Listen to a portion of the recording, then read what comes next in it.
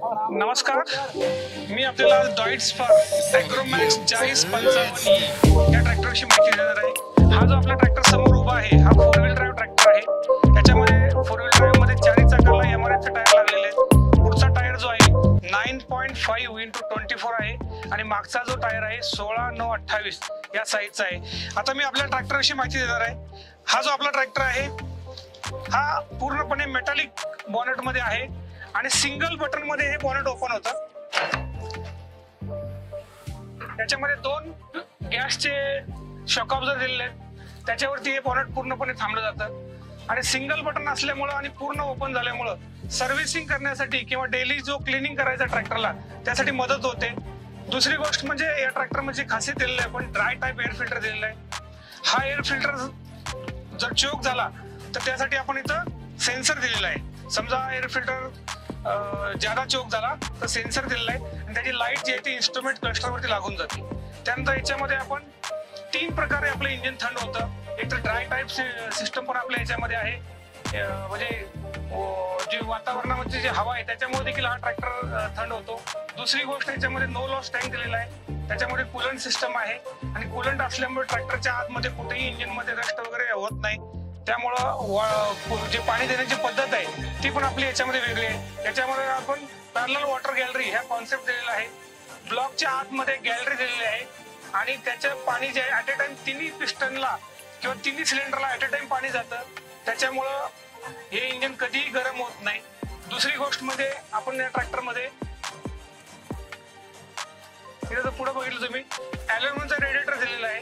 ॲल्युमिनियमचा radiator दिल्यामुळं engine पाणी थंड व्हायला मदत होतं। त्यानंतर याच्यामध्ये बघा पुढे आपण इंटरकूलर दिलेला आहे, इंटरकूलर आहे। त्यानंतर टर्बो चार्जर आहे 55 HP आणि वरती आपण इंटरकूलर आणि टर्बो चार्जर या 2 गोष्टी 55 HP च्या वरती जे इंजिन्स आहेत त्या सर्व इंजिन्सला आपण देतो। त्यानंतर याच्या इंजिन मध्ये बघा मी आपल्याला याच्यामध्ये फ्युएल पंप जो आहे आपला हा मोनो फ्युएल पंप आहे, म्हणजे प्रत्येक सिलेंडरला सेपरेट पंप दिलेला आहे। 3 सिलेंडरला 3 सेपरेट पंप आहेत आणि गव्हर्नर जो आहे हा इथं सेपरेट दिलेला आहे।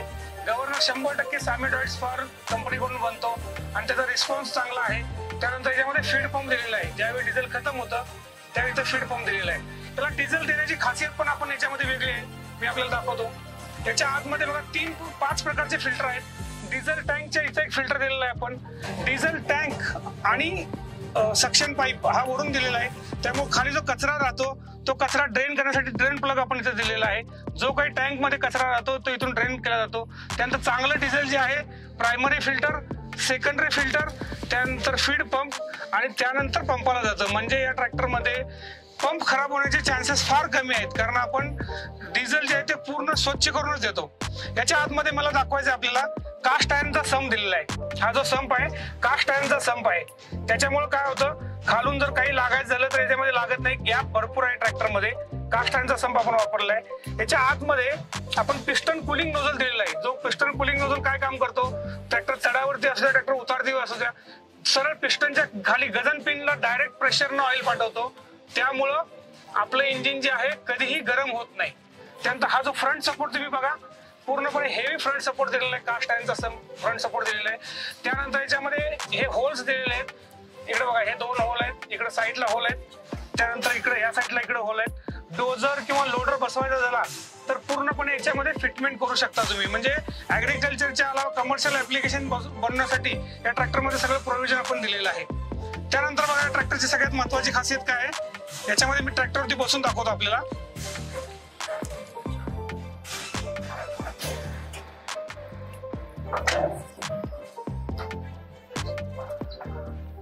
चढण्यासाठी आपण इथं हँडल दिलेला आहे, हे हँडलला पकडून आपल्या ट्रॅक्टरवरती चढायचं आहे असं। त्यानंतर हा जो ट्रॅक्टर आहे याच्यामध्ये कम्फर्टनेस भरपूर आहे, बसण्यासाठी जागा भरपूर आहे। त्यानंतर गिअर आपल्या पूर्ण ऍक्सेस मध्ये आहेत, पूर्ण हातामध्ये आरामसे याच्यामध्ये गिअरचा वापर केला जातो। त्यानंतर हा जो ट्रॅक्टरचा गिअरबॉक्स आहे हा फुल्ली सिंक्रोनाइज गिअरबॉक्स आहे। या ट्रॅक्टरमध्ये डबल क्लच आहे, पायाचा जो क्लच आहे तो मेन गिअर साठी वापरायचा आहे। त्यानंतर हातामध्ये क्लच दिलेला आहे, हे बघा क्लच लिव्हर दिलेली आहे। हे क्लच लिव्हर इथं मागे सोडल्यानंतर क्लच ऑपरेट होतो आणि पुढे केल्यानंतर क्लच थांबला जातो। त्यानंतर याच्यामध्ये पीटीओ गिअर दिलेला आहे, 540 RPM आहे। त्यानंतर याच्यामध्ये बघा सगळ्यात महत्वाची खासियत आहे, हा जो गिअरबॉक्स आहे हा 8x8 आहे, म्हणजे याला पुढं 8 गिअर आहेत आणि मागं 8 गिअर आहेत आणि त्याचे पूर्णपणे जी शटल लिव्हर याची लिव्हर आहे ती हातामध्ये दिलेली आहे. सिंक्रो शटल याला म्हणतात, सिंक्रो शटल गिअरबॉक्स आहे हा. फॉरवर्ड 8 स्पीड, रिव्हर्स 8 स्पीड, म्हणजे याची मुवमेंट स्टिअरिंगला पकडून आहे. पुढे केल्यानंतर ट्रॅक्टर पुढे जातो आणि मागे घेतल्यानंतर मागे येतो ट्रॅक्टर. हा शटल गिअरबॉक्स आहे आणि त्याची प्रोव्हिजन हातामध्ये दिलेले आहे. त्यानंतर इन्स्ट्रुमेंट क्लस्टर बघा इथे दिलेलं आहे पूर्णपणे. इन्स्ट्रुमेंट क्लस्टर वरती जवळजवळ 12 प्रकारची इन्फॉर्मेशन याच्यामध्ये दिलेली आहे. त्याच्यामध्ये मेनली बघा डिझेल मीटर दिलेला आहे, त्यानंतर आवर मीटर दिलेला आहे, इथं डिजिटल आवर मीटर आहे याच्यामध्ये आणि आरपीएम निडल दिलेले आहेत. त्यानंतर इंजिन ऑइल टेम्परेचरसाठी इंजिन टेम्परेचरसाठी दिलेलं आहे, तर टेम्परेचर मीटर दिलेलं आहे. त्यानंतर बॅटरी चार्जिंगसाठी इंडिकेटर दिलेला आहे, पीटीओ गिअरचा इंडिकेटर आहे याच्यामध्ये. त्यानंतर याच्यामध्ये हाय बीमचा आहे, त्यानंतर डबल क्लच वापरण्यासाठी इंडिकेटर दिलेला आहे, पार्किंगचा इंडिकेटर आहे. त्यानंतर याच्यामध्ये पीटीओ क्लच जर एंगेज केला तर त्याचा इंडिकेटर आहे याच्यामध्ये इथं दिलेला आहे. जवळजवळ 12 प्रकारचे इंडिकेटर दिलेले आहेत. हझार्ड स्विच दिलेलं आहे याच्यामध्ये, हझार्ड लाईट स्विच. त्यानंतर मोबाईल चार्ज करण्यासाठी कॉर्ड लावण्यासाठी इथं सॉकेट दिलेलं आहे आणि मोबाईल ठेवण्यासाठी इथं आपण ट्रे दिलेला आहे, याच्यामध्ये मोबाईल ठेवता येतो. त्यानंतर इंडिकेटर साठी आपण स्विच दिलेला आहे लेफ्ट राईट साठी. त्यानंतर याच्यामध्ये मेन लाईट साठी आपण इथं बटन दिलेलं आहे. त्याच प्रकारे इथं हॉर्न आहे आणि हँड ऍक्सिलेटर टोटल लिव्हर आहे. इकडं फूट ऍक्सिलेटर आहे.